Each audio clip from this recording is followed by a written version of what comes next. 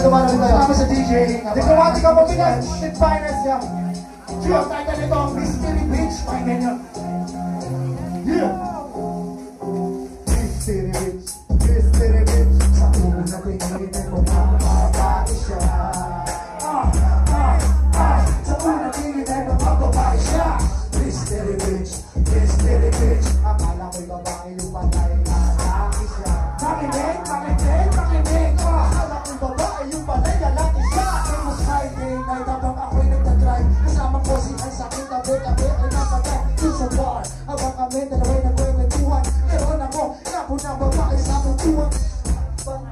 Ayun, nakatayo. Oo, manangin ako. Hanapin yung wasa na. O sige, may lapitan mo. Ikaw na ang kapahala ko. Sige, akong bahala. Stay ka lang dyan mula. Lalapitan ko na siya para siya'y aking makilala. Oh, so sa akin yan. Ako unang nakakita. Mystery Beach. Mystery Beach. Sa unang tingin mo ang babae siya. Sa unang tingin mo ang babae siya. Mystery Beach. Mystery Beach. Akala ko'y babae yung patay na lalaki siya.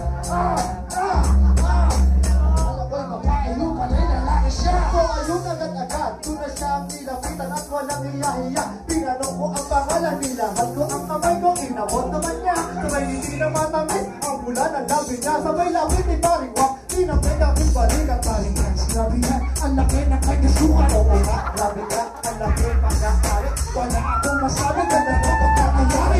Teka, sandali, mukhang labang ka na. Ako lang ang tutumiskarte, mauuna ka ba? Aba, sandali, baka nakakalimutan ka. Sabay-sabay, Mystery Beach. Akala ko'y babae na patay na lalaki siya. Sa unang tingin ay mukhang babae siya. Mystery Beach, Mystery Beach. Akala ko'y babae yung patay na lalaki siya. Akala ko'y babae yung patay na lalaki siya. Kaya kaming tatlo ay huwag nang nagkainuman ng pitis na pangyayari. Bigla siya tinamaan, yumakap siya sa akin. Hindi ko na mamalay, paring hands paano to? Ako'y iyong tulungan. Don't worry paring rock, akong bahala dyan. Di mo ba natatanong? Nasanay ko sa kapaan, to the rescue na ako. Ang Pacific Sea na lahat, ako'y bigan na buhay.